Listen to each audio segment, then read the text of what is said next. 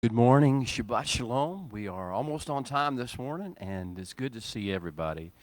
This is a beautiful Sabbath morning, and as we draw down some of the beautiful energy, the sweet healing and restorative energy of the Sabbath, we welcome all of you to come together and get under this fountain uh, and just receive the sweetness of the blessing and the holiness of the Sabbath. May we all together receive those things and flow in them and be awakened by them.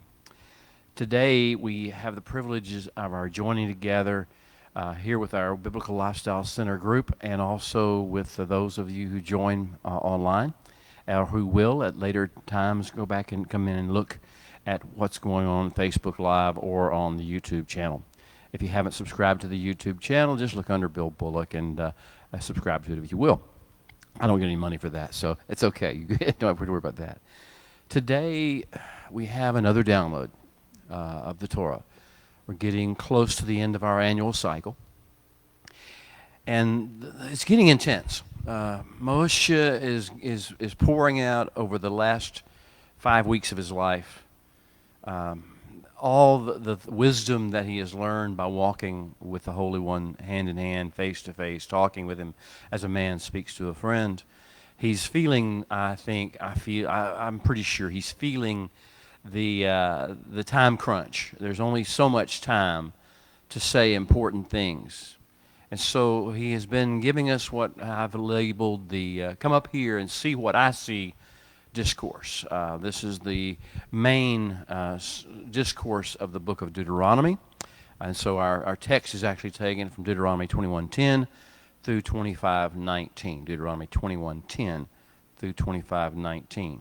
As I say, this is the major speech of Deuteronomy, and he will then have a couple more speeches to give, a song to sing over us, and then he will walk up Mount Nebo, and he will greet his Creator in a way that he's never been greeted by him or greeted him before. And we will not see Moshe in this world again. Yeshua will, but we won't. And so here we are as we are in this intense section, the section of this discourse where Moshe knows he only has a little bit of time left, and he wants to get practical, and he wants to get very, very real. But it's all future looking, and so he's going to do something we'll talk about. The main theme that he's going to have is, look, we are not called to live in a bubble. We don't get to hide ourselves away in some utopian realm where nothing ever happens to us and everything's going to be good and we live this charmed life. He said, no, you live in a real world, and that's your calling. You're supposed to live in a real world, and your purpose is to live in that world and bring the kingdom of heaven's scent, its flavor, its taste, its feel into that ordinary, fallen, broken world and its people. And we're also not to imagine, however, that we can control other people or other cultures. We can't make them do what we want them to do. We can't make them do what the Creator tells them to do. We don't have that authority. We don't have that calling. It's not even our purpose. Our purpose is to offer them something beautiful, offer them a kingdom of heaven scented society, offer them the ability to see a higher and better pathway through all the trials of life. We are called to be a people arising in this world, arising and not like other cultures, not like other people. We are to diverge from the way the rest of the cultures, the rest of the nations, the rest of the people of the world do things, and do things in a way that brings a scent and a flavor of heaven into the world. We have been raised up at such a time as this to prepare the way for the glorious King, and to do so we need to lay the foundations of the soon incoming kingdom. Our assignment is to build and to then to maintain and administrate this beautiful kingdom of heaven scented society in real time, in real life, without some sort of idealistic approach to it, in real ways, in real conversations, in real interactions, in real transactions in the marketplace in this way. Everywhere we go, we are to leave the sweet fragrance of the bridegroom king that we serve and the unmistakable footprints of the Mashiach, Messiah. This is why we were born. This is why we are here alive at this day. This is why we were redeemed from our bondages that we came from. And this is why we are being sent forth into the world. Now, we don't have to do this alone. We couldn't do this alone if we wanted to. We don't have the right to demand that he do it alone either. We are co-laborers. We're partners in this covenant. We're partners in a great plan to redeem all of humanity bloodline by bloodline and household by household, and to restore all of creation, geographical coordinate by geographical coordinate, hillside by hillside, continent by continent, to the original intended state of beauty and fruitfulness, shalom, that was represented by Gan Eden, the Garden of Eden. So we are his ambassadors, the Holy One's ambassadors. We are his servants. We are his confidants, and we are his friends. In order to face the challenge ahead of us, which is to bring this kingdom of heaven sin society into a broken and fallen world full of broken and fallen and angry people. In order to meet this challenge, we need to know three persons. First of all, we definitely need to know our Creator, Redeemer. We need to know he is our Father. 2 weeks ago, we hit this theme because Moshe hit it very hard. If you don't know that he's your Father, if you don't know that this is who he is, he's not some impersonal designer, or engineer, architect out there that doesn't know you and care for you. This is your Father, and he desires to build something beautiful as a household for his people. He's a Father. Know him that way.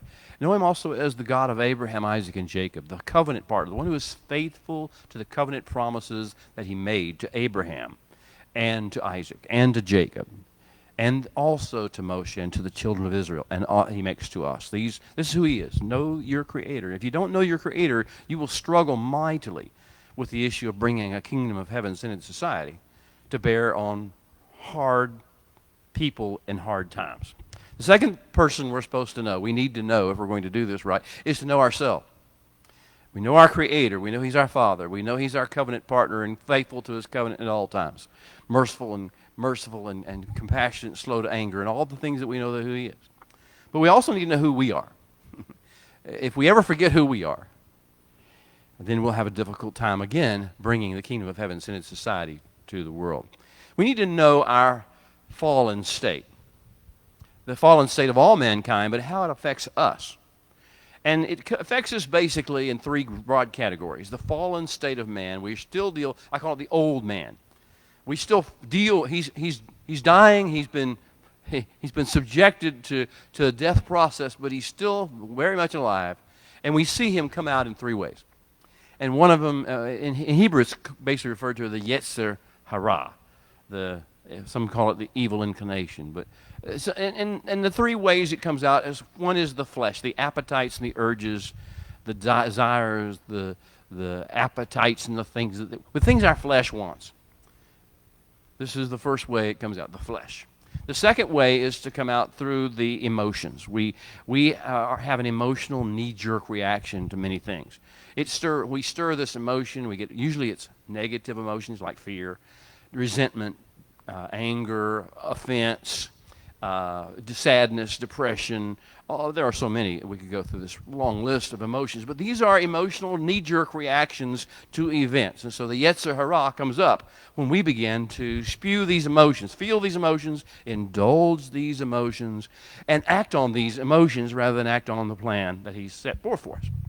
So we've got the flesh as being the first element of our self that we need to know in our fallen state. Second one is our emotions and how they work.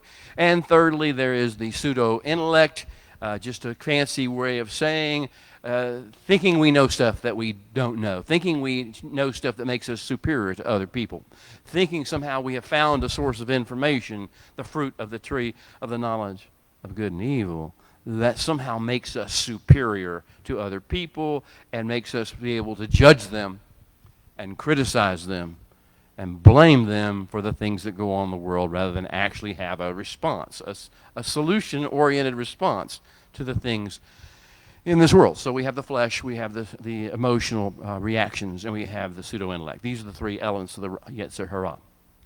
But fortunately, we don't just have to know ourselves in our fallen state. There's not just an old man we have to know. There's a new man. There's a beautiful new creation that lives within us because of what the Holy One has done for us. This beautiful new creation is full of potential and possibilities and shalom and joy and hope and empowerment and energy from the heavenly realm. And this new creation being that lives within us can overcome the Yetzer Hara in its flesh, in its emotions, and in its pseudo-intellectual forms, and actually begin to do what we need. So know your new creation state.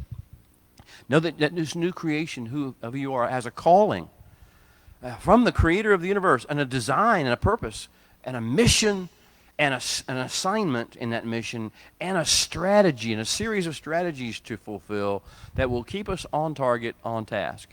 So this is the idea of knowing yourself, know your fallen state, know your redeemed state, and its purpose, its mission, its focus, and its energization. And the third thing that is related is the sources. Know your sources of empowerment, the new creation sources of empowerment. If you don't know how to be empowered, how to be strengthened, then you won't be able, even though you have all these things available to you, it's like you just never checked, you never wrote the check, you never went to the automatic withdrawal card, you didn't get it. What are your sources of empowerment? How do you get the energy and the empowerment? Well, the first thing, it's all the things that the Holy One says are holy. All the things that he says are holy. The Holy Sabbath, for instance. This has the energy of the Creator's universe. That's where he releases the energy, the majesty, the power of heaven into earth. It's through the things that he says are holy. The people that he says are holy. The times that he says are holy. And these are portals by which he releases holiness energy into the world. Also, connection with that, one of the things that's holy is his holy Torah.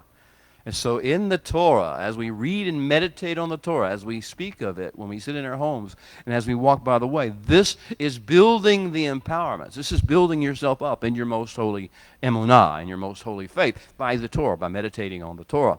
This is taking one of the things that is holy and actually interacting with it, receiving its energy on a moment-by-moment, day-by-day basis where we don't lose focus, we don't lose energy. Well, so we have to know our Creator. We have to know ourselves. But we also need to know our enemy. Our enemies. Our enemies, singular and plural. And we need to know their or his methodologies. And we need to know how those methodologies target our triggers. Which triggers? Our flesh triggers. Our emotional triggers, our pseudo-intellectual triggers. He is a strategist, the adversary that we face, every adversary we face, first tries to hit our weaknesses. This is what's called like psychological warfare or spiritual warfare. And the adversary is trying to distract us, to get us all up in the flesh with our reactions, get up all up in our emotions and be all swooning over emotions and caught up in anger and caught up in outrage and caught up in this and that.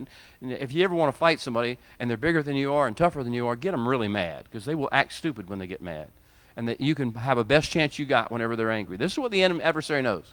If he can make you outraged, that's why the Holy One says, no, keep my shalom. My shalom is your weapon. My shalom is your energy. My shalom is your ability to stay above your enemies. But the adversary knows our trigger points. Do you know your own trigger points? Do you know what it is that sets off your flesh appetites and urges, gets them out of control? Do you know what it is that makes you have an emotional knee-jerk reaction? Get angry, get afraid, get resentful, get jealous, get envious. Do you understand what the adversary knows your trigger points? He knows how to get to you. He knows how to, because that's his tactic to keep you down. And do you know how he can get up in your pseudo-intellect? You know what theories, what concepts, what abstract things he can start talking about or send somebody to talk about that will get you so upset or so nervous or so caught up with your pride and your arrogance and who you are and your self-righteousness that you will lose sight of what you're supposed to be doing. And you will forget that you're here to redeem. And you will think you're here to judge and be angry and condemn and blast. Well, this is the issue.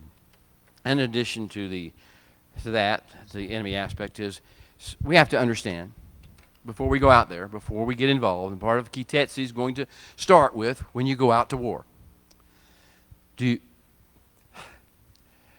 No one should understand this better than us. We are always under an existential threat. Don't get afraid. We are still here.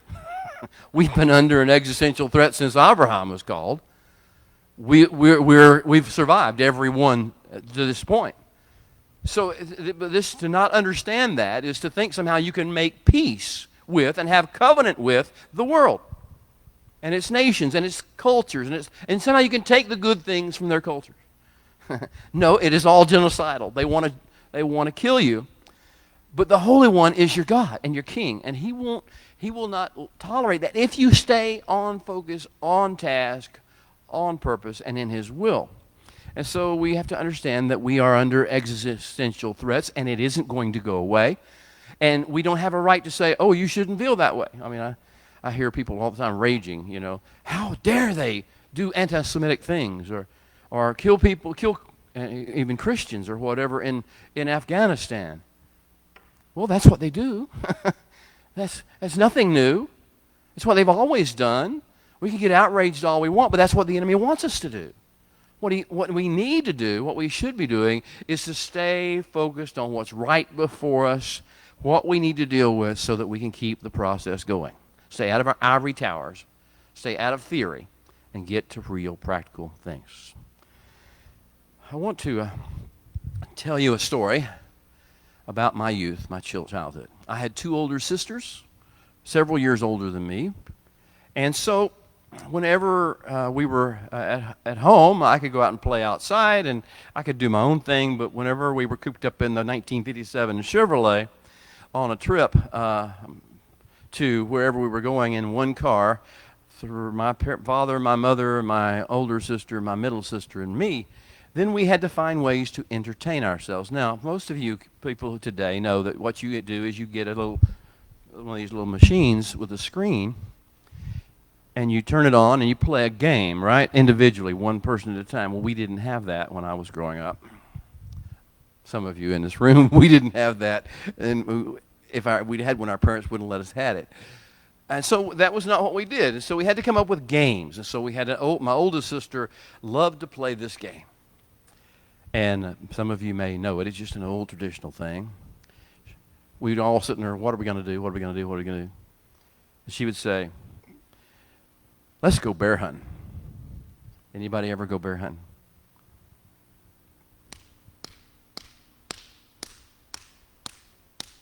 Let's go bear hunting. I'm not afraid. What's that up ahead? And then someone would have to say, looks like and usually we'd start off pretty legitimately, looks like a river. Well, what are we going to do? Can't go over it. Can't go under it. Can't go around it.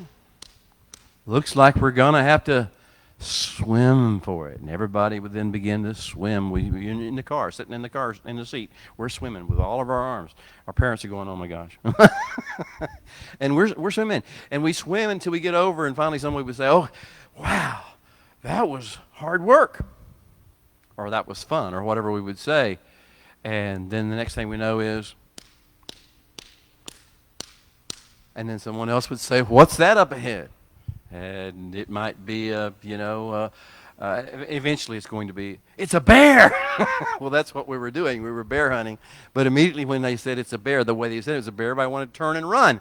And we couldn't go anywhere in the car. We were all afraid. We were all looking at each other like, oh, this is the idea. Okay, what have I done to you? I've just told you this crazy story about me and my sisters and how we entertained ourselves on long trips. Moshe wants to go bear hunting. Moshe wants to take us bear hunting, and so he's going to get a rhythm going.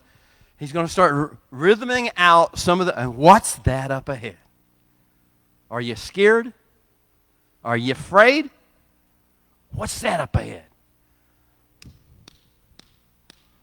Looks like a war. Looks like enemies. Looks like victory. Looks like captives. Looks like a beautiful woman. Looks like trouble in our household. Looks like trouble in our estate plan.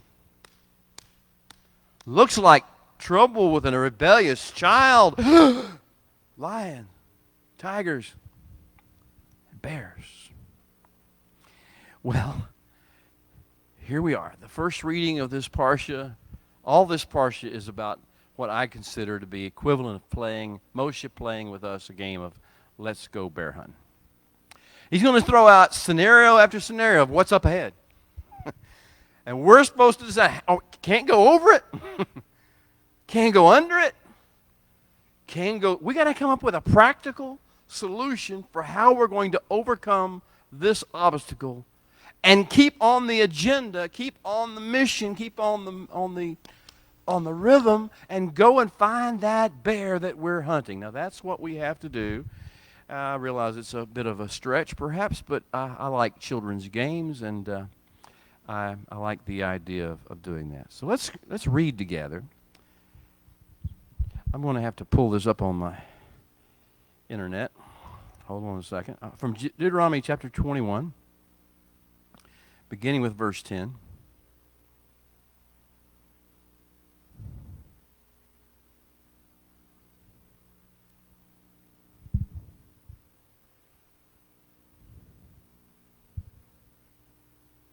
If you got your Bibles, go ahead and pull them up.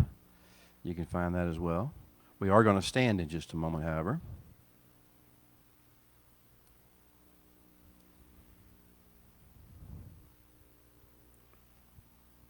Okay.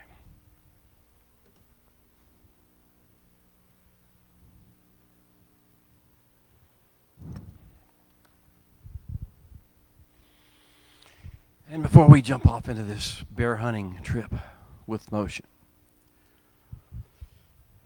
and wonder what's up ahead, it's time for us to say the blessing of the house. Join with me if you know it.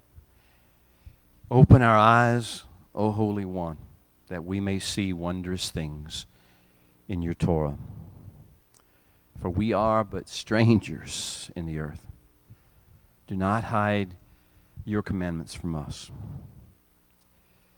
How can a young man, our souls cry out for your judgments at all times.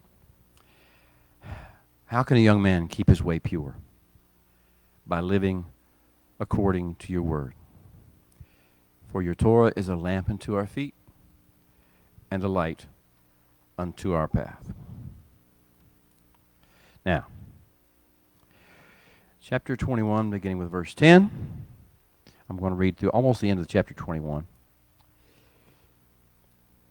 This is the English translation. Tetze would be how it begins in Hebrew. Tetze. But it says in English, when you go out to war against your enemies, and the Holy One your God delivers them into your hand, and you take them captive, and you see among the captives a beautiful woman, and you desire her, and you would take her for yourself and for your wife, and then you would bring her, you are to bring her to your home, to your house, and she is to shave her head, and she is to trim her nails, and then she is to put off all the clothes of her captivity, and she is to remain in your house, and she is to mourn her father and her mother for a full month, and only after that may you go into her and be as to her as a husband, and she can be to you as a wife. And it shall come to pass, if after that you have no delight in her, or at any time you have no delight in her, you may set her free. But you certainly may not sell her for money, and you may not treat her brutally because you have humbled her. Now if a man has two wives, one is loved and the other is unloved, and they have borne him children, and both the loved and the unloved, and if the firstborn son is of her who is unloved, then it is to come to pass. Hold on.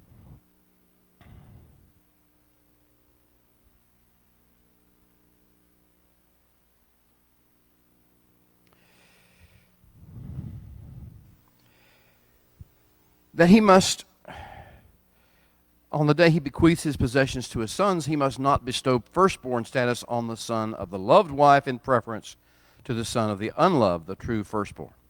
But he is to acknowledge the son of the unloved wife as the firstborn by giving him a double portion of all that he has, for he is the beginning of his strength. The right of the firstborn is his. And if a man has a stubborn and a rebellious son, who will not shema, or in English it says obey, the voice of his father or the voice of his mother, and who, when they have chastened him, though they have chastened him, will not shema them, then, in that circumstance, his father and his mother are to take hold of him and bring him out to the elders of the city, to the gate of the city, and they are to say to the elders of the city, this son of ours is stubborn and rebellious. He will not shema our voice. He is a glutton, and he is a drunkard. And then all the men of his city shall stone him to death with stones, and you are to put away in this way, put the evil, the ra, from among you. And all Israel shall hear Shema and shall fear. Amen. You may be seated. This is the first series of things up ahead that Moshe is going to talk about. We're seated here, and we're going into this new land, and we're these new creation of beings, and everything's going really good. And so he's telling us up ahead we're going to go bear hunting, and when we go bear hunting, boy, stuff's going to happen. All these things flow together. All these things come out of the same situation. They're not independent. Matter of fact, when you get to see Parsha Tetze for what it is, don't look at it as a bunch of unconnected things. It all flows out of when you go out to war. And everything flows from the basis of we're now always considered to be at war with the world. They are trying to wipe us off the face of the map, and we are trying not to overreact to that, but we are trying to take practical steps to bring about real solutions to very serious, real problems that none of you are prepared to meet. You can't sit in your ivory towers and judge how other people are going to meet them. You can't say, well, I don't agree with that. You can say it all you want. It doesn't make a hill of beans worth of difference. You couldn't face it if it was you, so don't try to make other people face it the way you want to face it. So here we are. We have these set of scenarios. We'll do many other scenarios. He's going to lay out. And all of them are going to be like hypotheticals, because none of this is happening. None of the things he's going to talk about in Tetze are happening yet when he says these things. It's all about when you come into land and then when you go out.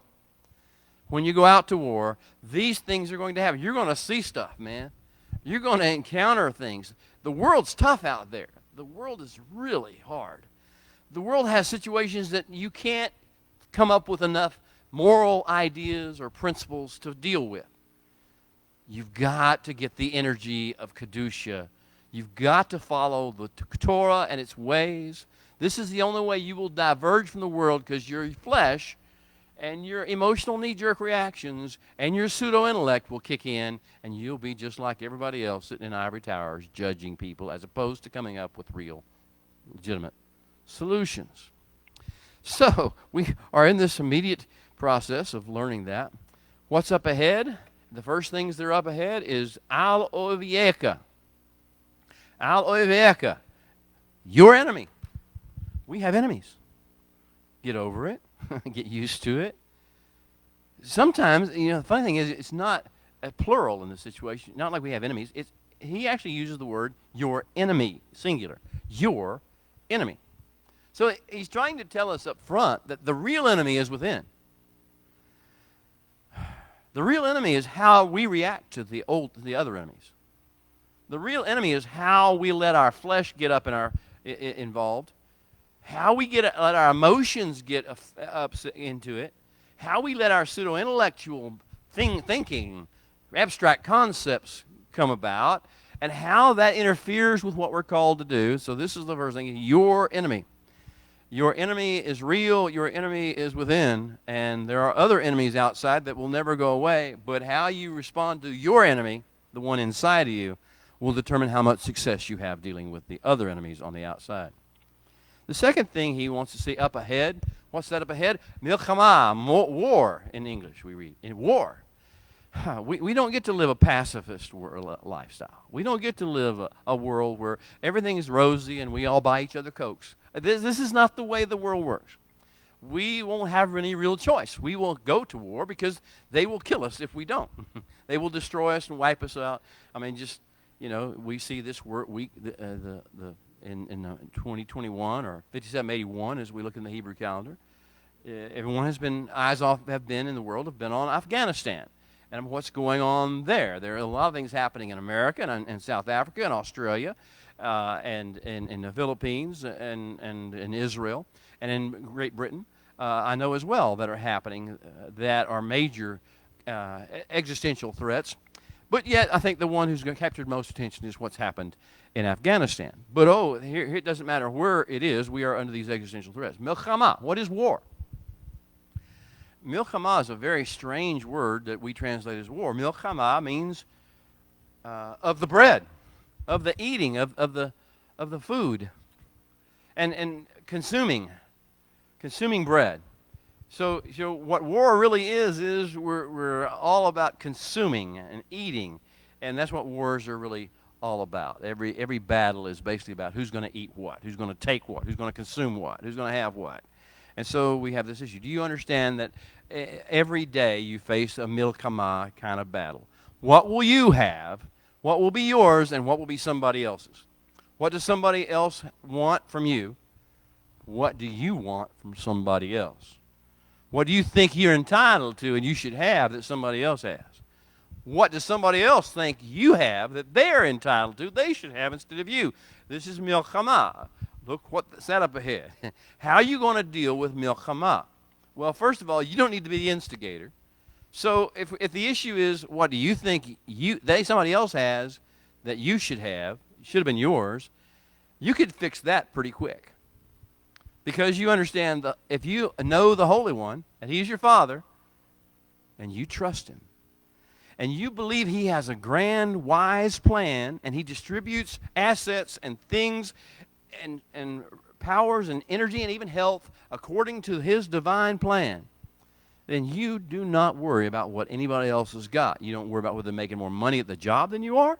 You don't worry about whether they've got a mansion that you don't have, a second home on the beach you don't have. This is not your business. You don't care because you trust the Holy One. As Paul said, Shaul said, I have learned to be content in whatever situation I find myself. I don't have to sit there and be jealous or envious of somebody else or be angry at them because they took something that I think I should have had. So the first step of winning milchama is to learn that if they want something of ours, that's what we're really dealing with, not us wanting something of theirs.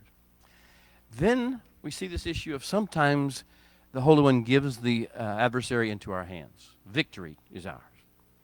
What do we do? How do you steward victory? I have seen this failing among men. They are much better at war than they are at victory. They are much more cruel in victory than they were at war. They are much more selfish in victory, much more confident, more cocky, more arrogant, more oppressive in victory than they were at war. If you're going to be victors, if the Holy One is going to give your adversary, those who want to wipe you out, into your hand, how will you treat them? How will you respond to the responsibility? How will you respond to the fact that you now are you have the ability to do back to them what they did to you? You see, we're supposed to diverge, aren't we? If we're supposed to diverge, we have to realize, okay, so now I should not do, I just didn't even want to do to them what they would have done to me if the roles were reversed. And then we see the next scenario that Moshe throws us is we see they have been made captives, that we have authority, we have influence over other people's lives. What are we going to do with that? How are we going to, they have to listen to us. They have to depend to some degree upon us and our generosity. We have a level of control over them we've never had before. They are our captives. How are we going to behave toward our captives? What's that up ahead? Well, that's a challenge. Why didn't we just kill them? Well, that wasn't our assignment. So we have captives now, and among the captives is a beautiful, shapely woman. Eshet, Yafet, Toar. Eshet, Yafet, or Yefat, Toar. A woman of beautiful form and shape. And what are your problems, right? What are our Yetzer Hara issues? Do you know what your Yetzer Hara issues are? The first one is the flesh. Right? Your urges, your appetites, your desires, the sensual urge, this, and so now he said, Moshe's putting us in a situation where we've got to deal with, you have flesh urges like everybody else does. You see beautiful things and you want them. You see beautiful people and you want them. And so the first thing is learn how to control, to hold back, to forbear your flesh appetites and urges. Self-deny, in other words. This is basic first self-denial 101. So instead of just doing what the rest of the world does, if you've won the battle, and the rest of the world has done this for ages. The stories are repeated over and over again with every other culture. It's certainly used in Afghanistan by the Taliban and by the folks who do this. They see something they want or want to use, and they take it and they abuse it and they throw it away. And they do unspeakable, horrible things, selfishly enforcing themselves on particularly beautiful women. And they humiliate and shame, and this is how they do. This is how they handle victory. This is how they steward captivity, those who they're. So the Holy One says, now you must diverge from that behavior. And Moshe is trying to point out how you can't go through it. You have to find another way to deal with your flesh urges, another way to make it, to subject it to kingdom of heaven's sent. And so what do? He says, okay, and he puts some strange things out there. He says, okay, so if you find her and you want to take her, here's what you do first. You don't do what you thought you wanted to do, what your flesh wants to do. You take her all the way back home, however long that takes. And however she responds to that. I mean, he doesn't mention some of these things, but you got to figure out, how is she going to respond to you as you dragging her all the way across the world or across the country back to your home. And then you've got to take her into your home with everybody in your neighborhood and everybody in your village watching. The little things that you don't catch in the scenario. He says, before you do any of this other stuff, make sure you understand all the repercussions of what you're about to do. And you actually face some of those repercussions about doing it. So, and then he says, once you get her in your house, it's still not time. No.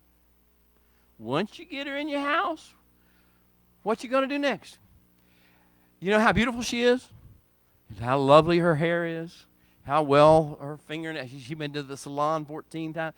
I want you to cut all of her hair off. Make her cut all her hair off where she's bald.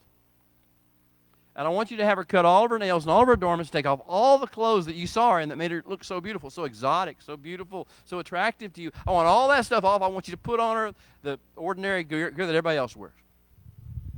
And then I want you to give her 30 days.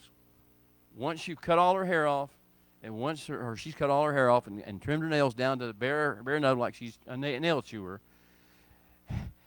and she's getting used to you being there but doing nothing to her, then I want you to have her mourn for her mother and her father for 30 days. Cry, weep, think about them, wail. Whatever her culture, whatever the nature is, get as ugly as you can possibly get. Be as totally unattractive and undesirable as possible. And if you survive all that, if you get through all that and you see the tears and the fits and the fumes and all the nastiness of what was in her and the worst side of her, and you still want to take her as your wife, now you can do it. Now you can do so. Your flesh has been subjected to these protocols of the Holy One. Now the reality of the matter is, the next thing he says is, now if at some stage she finds no delight, and you find no delight in her, that's what he expects to have happen, I feel certain. He expects that at some point this is not going to be such a good idea, and you're going to realize this is not a good idea.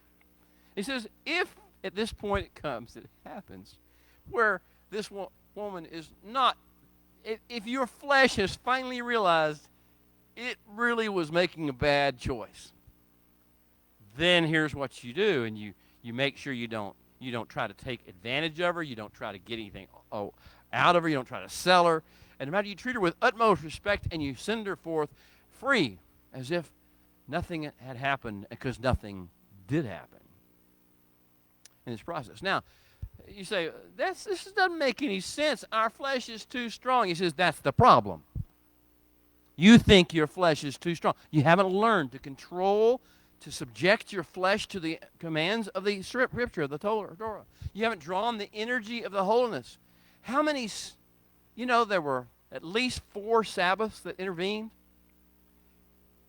4 Sabbaths that intervened during the period of time that she was in your house. 4 times you had access to the energy, the holiness, the majesty, the goodness of the Holy One coming into your life to energize and empower you, to draw you back to holiness. 4 times you had that in that 30 days. So this is the challenge that I think that Moshe is trying to get us to draw. Look, do you really look at this? Look at this closer. This is designed to help you learn to overcome your flesh. Now, the same thing takes place with regard to the next issue is when you're home. And Moshe he starts talking about when you got trouble in paradise. When your spouse and you aren't getting along. When you really ticked off. Now, he said, if you brought her in the house, you've got 2 wives now probably, and now you really got a problem. You didn't listen to what I was trying to tell you about your flesh and your emotions. Now you got real problems because you got 2 wives. And it's only human nature. You're going to like one of them better than the other one. And one of them's going to cater to your needs the way you want you to and make you feel better and flatter you and do whatever. And one of them's not going to do that so much anymore. And so you're going to have all sorts of grief and all sorts of problems. You're going to have trouble in paradise, brother. What's that up ahead? Trouble in paradise. And then it's going to affect your relationship with your kids. Your relationship with your spouse always affects your relationship with your kids and her. He talks about blended families right here in Torah. Blended families right here in the Torah. And he says, now don't be going around saying, well, I like her mama, so I'm going to take care of them. No, we're going to deal with firstborn, and you're going to learn to subject your fleshly desires, your emotions, and your appetites, and your pseudo-intellect, and what you think's right, to the Torah. Forbear. So he says, no, don't you dare take away the firstborn's rights and give them to the one whose mama you like better. Wow. And then, now we get to the next issue. The rebellious son. Now, you shouldn't be too surprised if you're going around taking captive women into your house and having babies with her, and then fighting and feuding between you and your wife, and then arguing over who ought to get the possession, that maybe one of your kids, maybe one of your children doesn't behave really, really well. And so what's that up ahead? Oh, we got a rebellious child in the house. Ba'it Shalom is not here. And so he says, what are you supposed to do? What are we going to do? Can't go over it. Can't go under it. Can't really go through it. What are we going to do? What's the pathway through this process? What's our solution? And he says, okay, so if it's that bad, you shema, you speak to the child, you tell them what to do, you discipline them, you chasten if necessary. And if they still don't do so, and if they're drinking all the time, and they won't quit drinking, and they are eating glutton, and they just won't control any of their appetites and their desires, if they won't do that over and over again, then here's what your solution is. You take them to the elders of the city. And you tell them. You stay there and you pronounce over that child that you brought into this world. This child will not listen to anything I say. This child is a rebel. This child is a glutton. This child is a drunkard. If you got the guts to say that, And if you got the anger in you and the flesh built up to where you'll say that about your own flesh and blood that you brought into this world without trying to deal with it in a better way in your house, then he said, then the people in the gates, the elders in the gates will say, then stone them. I didn't mean that. Oh, you didn't think this thing through, Torah-based. So now the issue is, what are you going to do now? Well, and not only do they have to, you've got to pick up the first stone. Now, do you understand?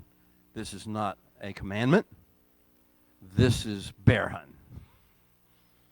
This is not a order that the Moshe is trying to get you to stone rebellious kids. This is him trying to tell, do you know what's up ahead? Do you see the handwriting on the wall of what will happen when your Yetzer Hara, when your enemy gets the best of you in any of these regards, how it will destroy your family, how it will destroy you? Do you understand? This is not a commandment of what you do. This has not even happened yet. This is all hypothetical scenario designed to teach you some things about yourself and about what the consequences of what you do as opposed to what the consequences of other people's, other cultures might do.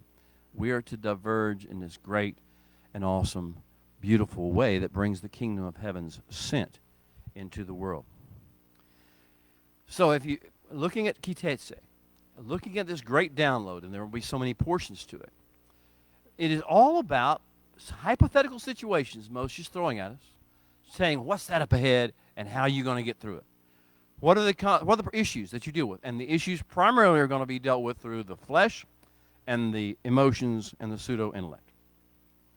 So, how do we deal with the fact that we live in a fallen world?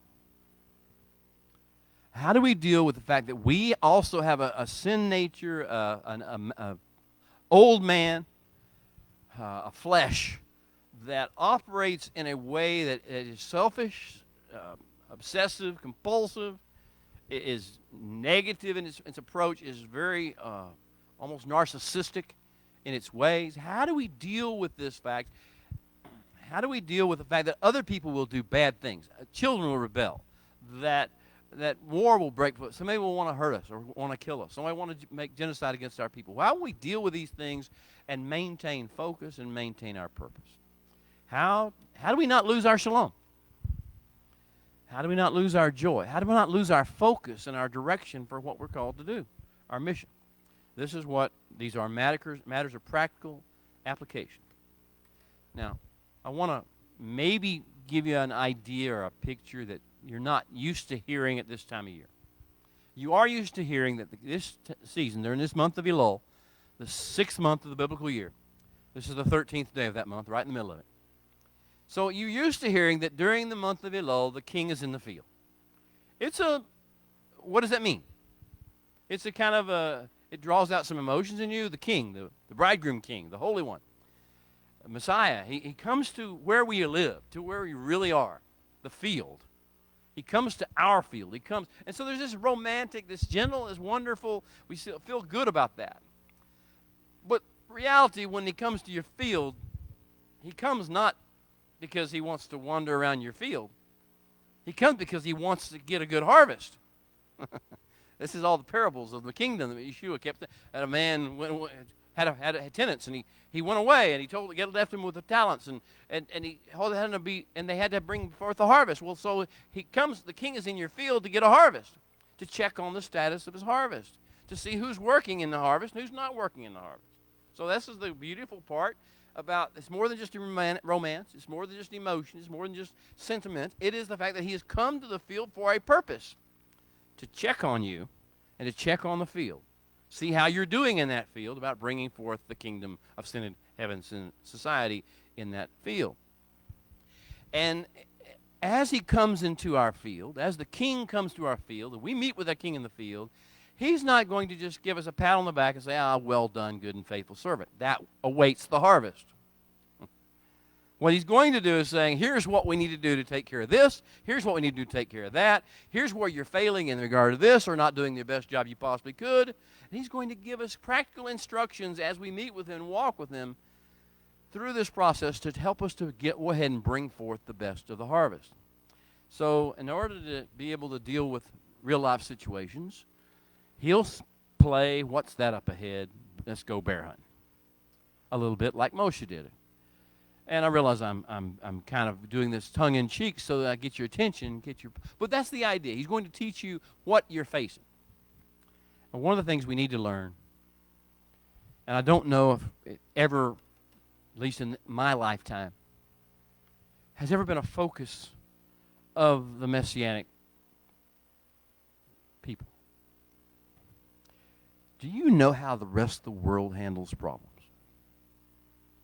Handles issues?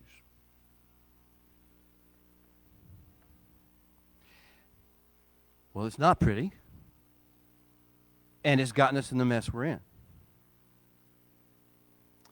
It's dangerous and it's dark. They handle situations by being revolted by it. Bad things happen to people, or bad people do bad things, and they are revolted by it. They are angered by it. They're offended by it. They march in the streets over it. They have riots over it.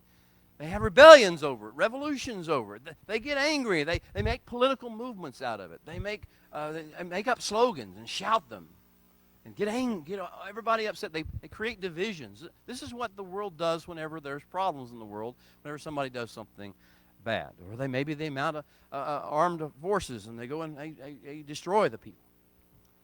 Now, the way of the world is the way of the flesh, the emotion, the pseudo-intellect. Self-interest. Well, how does this affect me? First question the nations and the peoples of the world will always ask is, how does this affect me? How do I feel about this? And how does this affect me? You see where we've got self-interest, we've got the flesh, and we've got the emotions. And the third question they'll ask is, what's my opinion about this?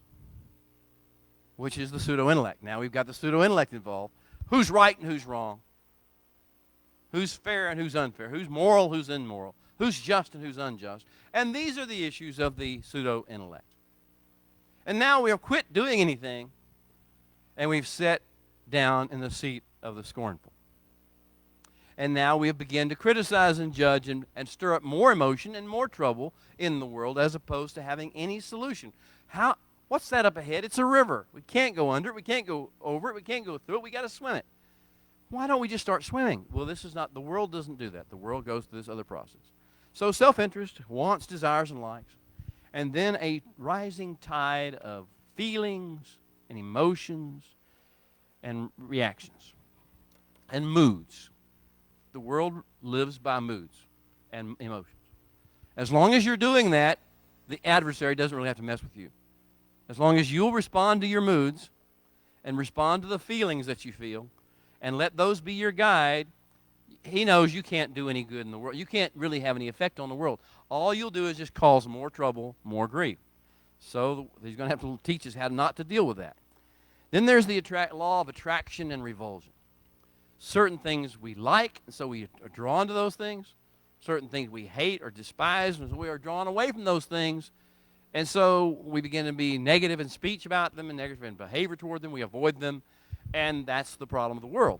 That's the way the world does it, and we're called to be different. And then there is the problem the world and its cultures have is that there is always a cultural, and I'll use the Orwellian term, newspeak. There is a newspeak. There is vocabulary that's being thrown around by the elites of the society. Words that have emotional triggers to them. That's why the Holy One would always counsel you never use the same words you're hearing on the news. If they're talking about something that's injected into your arm, don't call it what they're calling it. Call it something else. If they're talking about, a race or a color or whatever, don't talk about it in those terms.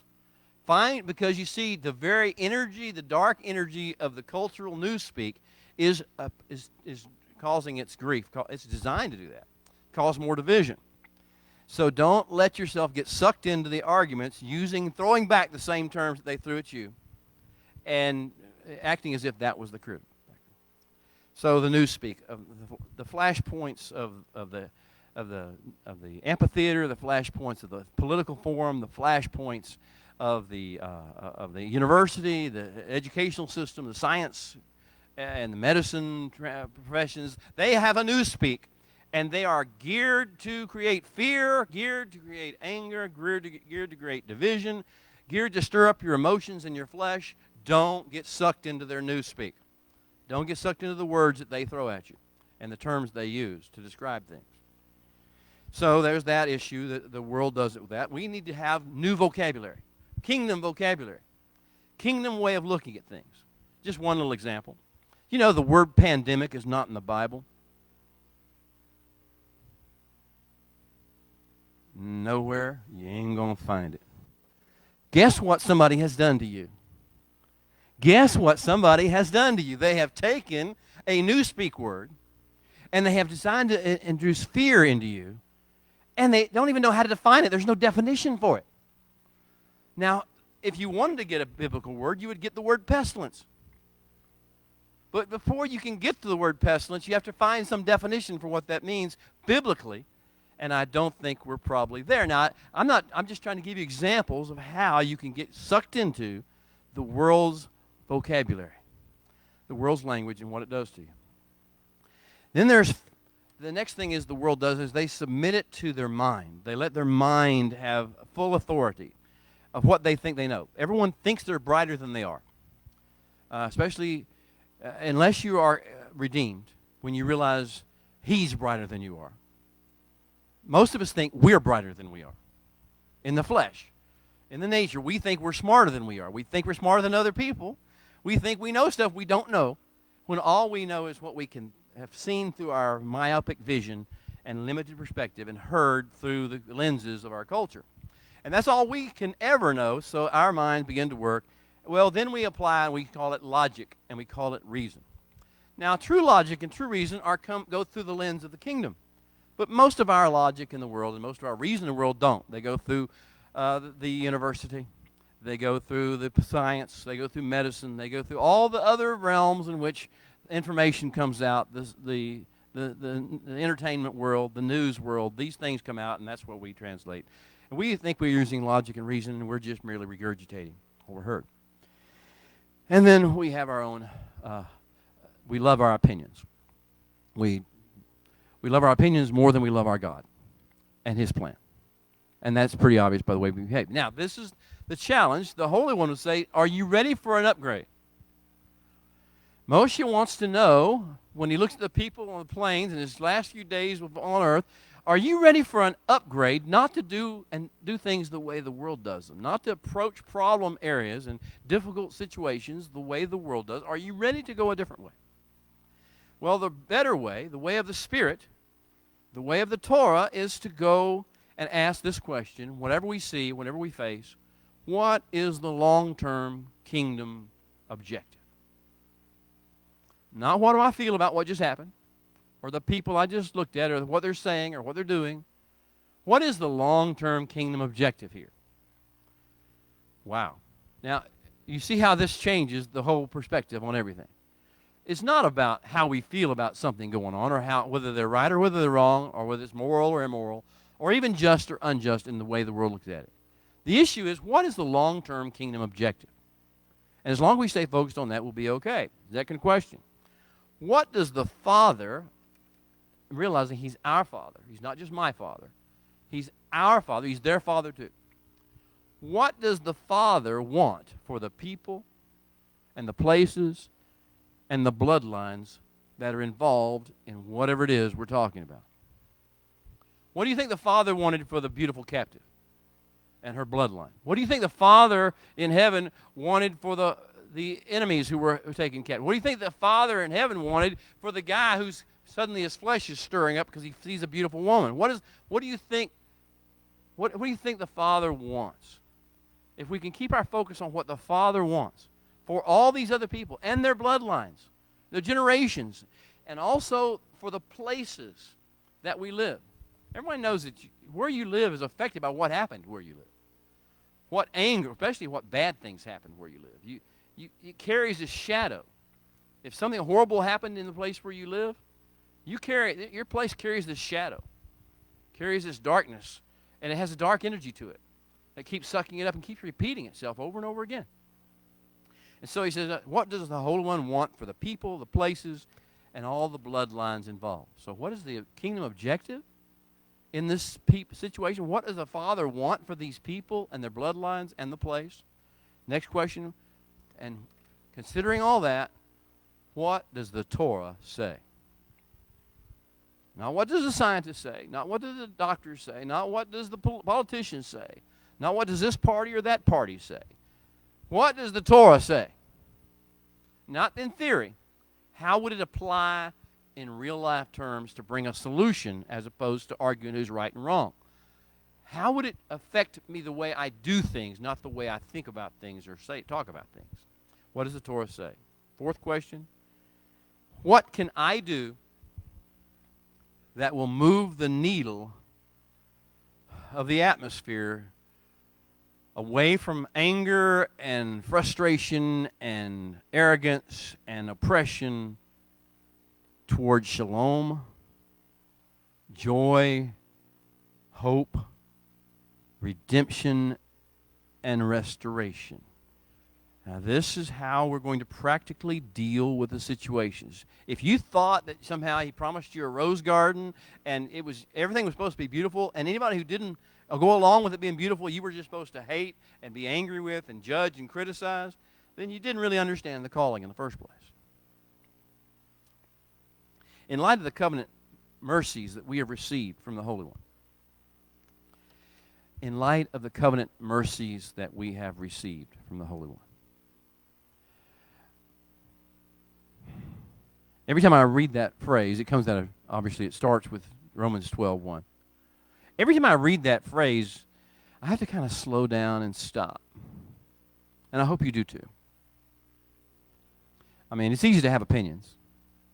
It's easy to think you're right about political or cultural or societal issues.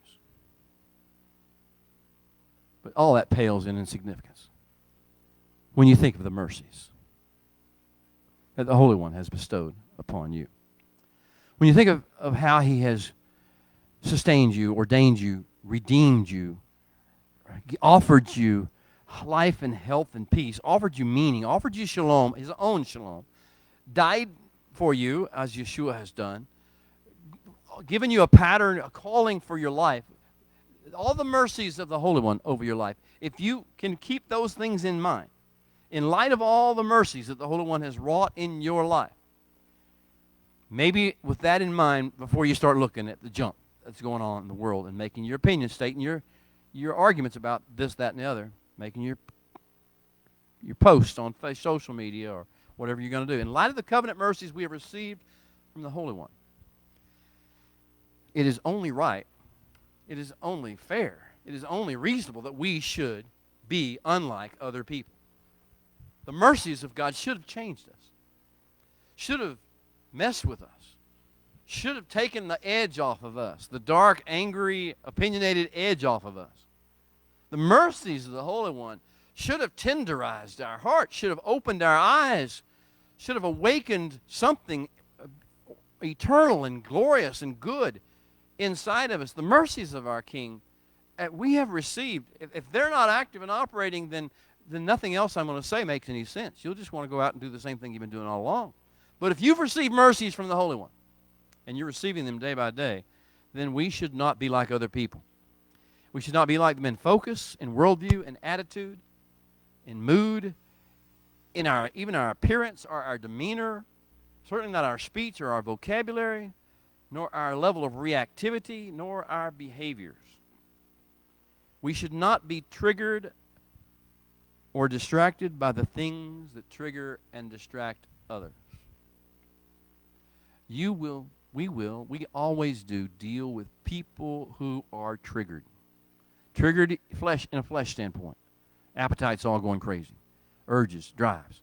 We deal with people who are triggered emotionally. They are angry, they're fearful, they're worried, they're paranoid, they're envious, they're jealous, they're resentful, they're whatever.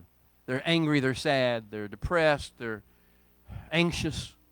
we deal with people who are triggered in this way all the time. We deal with people who are triggered in their pseudo-intellect. Man, they got opinions about everything. And they're so rude and crude and arrogant in the way they express them. They admit no level of humility out of them whatsoever. We're dealing with that all the time. So now the question is, are we going to just take on those characteristics of the world? Whenever they trigger, are we going to trigger back? Are we going to trigger like them? Are we going to trigger over the same things they trigger? That's one of the tests that the Holy One has thrown at us, I believe, particularly as the Messianic rising movement has stepped forward over the last 40 years. Big time the last 25 years. Are you going to get all up in your emotions and all your pseudo-intellect and all that? Are you going to be like them, or are you going to prove you're different? And so when they trigger, when the world triggers, when the media triggers, when the social media triggers, what are you doing? What are you doing? See, that's the question. That's the litmus test. When they're triggered, do you trigger too? Do you react to them in kind? Do you argue with them, or do you take on their offense? Do you chant their slogan? Do you repeat their vocabulary to cause fear? What are you doing?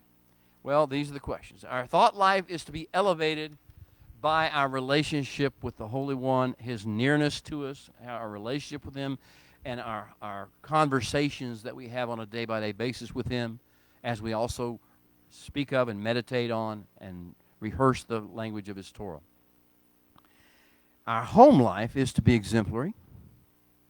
Our demeanor is to be humble, gentle, and peaceable, and yet is to carry the influence and the weight of our King's glory. Our speech is to inspire,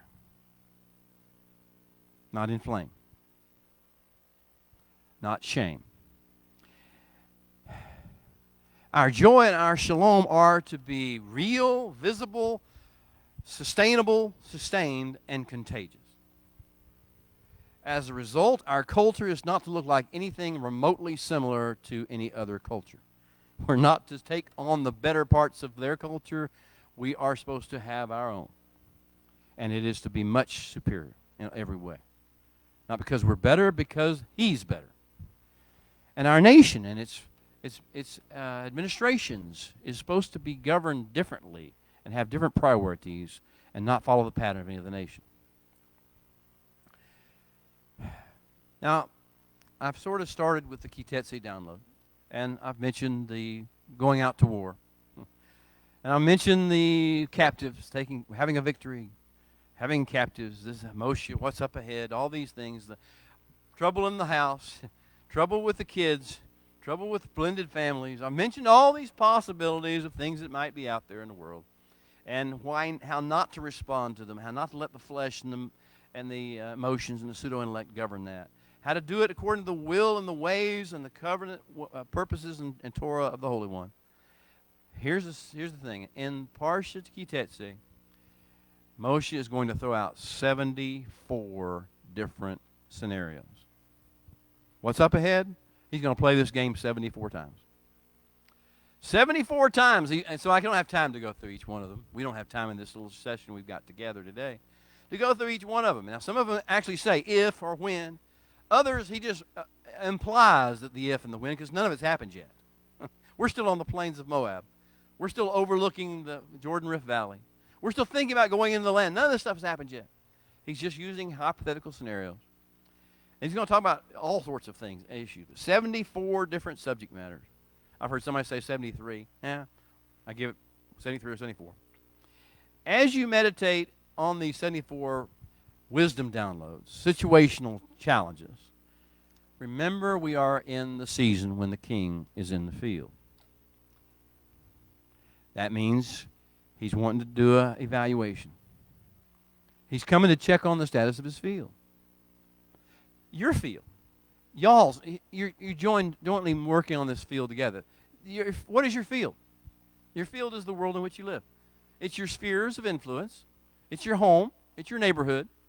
It's your family relationships. It's your business relationship. It's your marketplace transactions.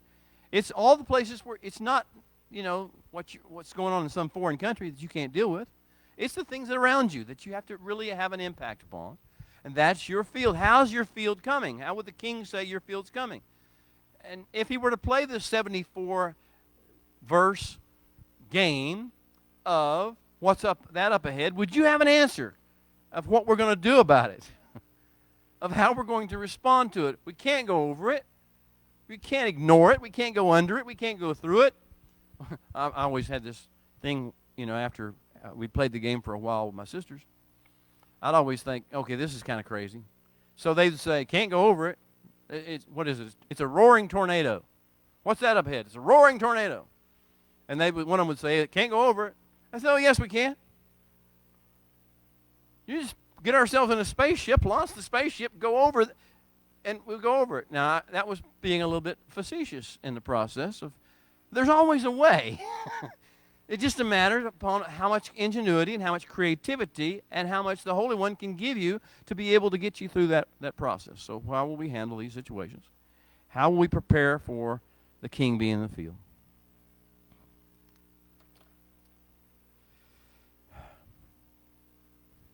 I want to finish by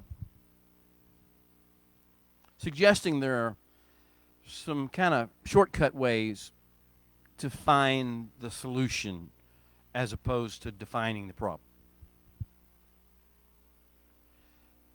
To be solution-oriented rather than judgment-oriented, criticism-oriented, right, wrong, abstract theory-oriented, solution-oriented. And the first one is, as I look at these scenarios, these 74 scenarios, most, if not all of them, that Moshe is going to throw out there for us come out of our collective past.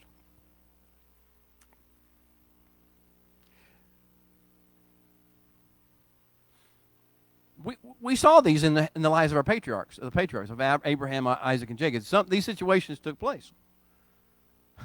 And boy, the rebellious child and the two wives, and one of them you liked and one you didn't like, Jacob and Leah and Rachel, and then we got Esau, the rebellious child, and we got all these different things going on, and these different lives, and of course Reuben did this.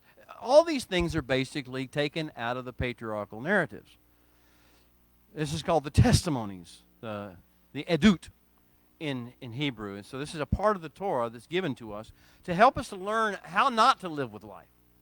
So the first thing we can do, first way to the shortcut version of trying to go through solution-oriented is to look at what happened in the lives of our patriarchs, to tie whatever the situation is, where would this fit, because everything in life was built into the lives of the patriarchs. All the way through Joseph, all the way through Egypt, everything in life that we'll ever encounter is found in those narratives of the patriarchs, from Abraham through, or at least from Noah, through Joseph. So where is this? And what happened? What were the negative consequences that flowed out of bad choices made by the patriarchs? And what could have been a better solution, better operation? For instance, at Shechem, how could we have done something different at Shechem? How could we have done something different at Dothan? How could we have done something different in the controversy between Lot and Abraham and over what happened at Sodom? How could we have done something different? And these are the first way, learning that there's always a solution, there's always a better way, but the bad way was always patterned for us, usually by the patriarchs. Secondly, in addition to pulling out the edut, the remembrance of our life lessons, there's always tie it back to where this fits into the 10 words. The Aceret HaDevraim.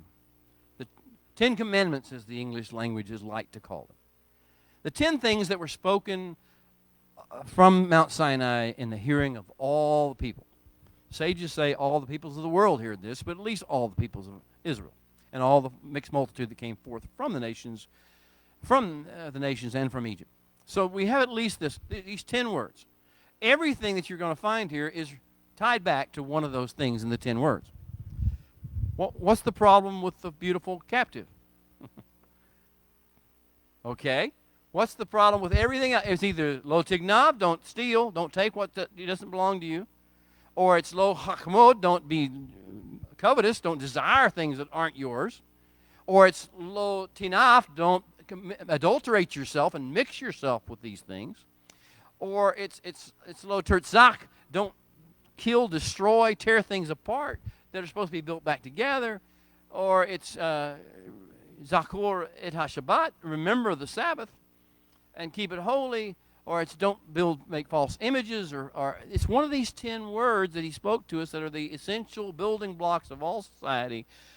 Where does the 10 words apply to whatever I'm facing? This is your shortcut. After you figure out how the patriarchs deal with something similar to this, and what was the good thing and the bad thing that could have been done, then think about how does this fit in the 10 words, and which one of the 10 words are ones of the 10 words that we know of that are give the advice that give us the kingdom objective here, because that's what they really are. They're the pronunciation of the kingdom objective and the mission and the empowerment of us to fulfill that mission. That's what the 10 words, often called 10 commandments, are. So, number one, the patriarchal narratives tell us and give us the basic guideline. Number two, the 10 words empower us and teach us what the kingdom objective is in the situation. And finally, the third thing, the third shortcut that I encourage everybody to use in facing every situation, not just the 74 things that Moshe throws out of what's up ahead this week, but every situation, every mess you're going to face in the world, is that do you have a vision for what Messiah would do?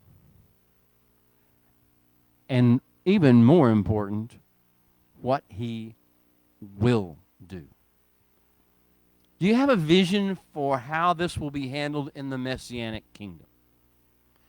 In the 1,000-year reign?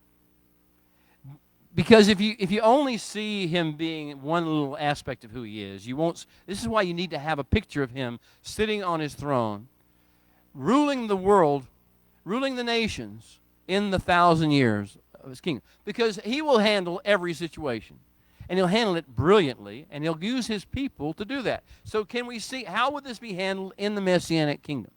Now, you may not be able to use all the authority of that, but you can get the perspective of what needs to happen, what should happen, and you can do as much as you can, and that's the goal, to do as much as we can to push the needle toward that.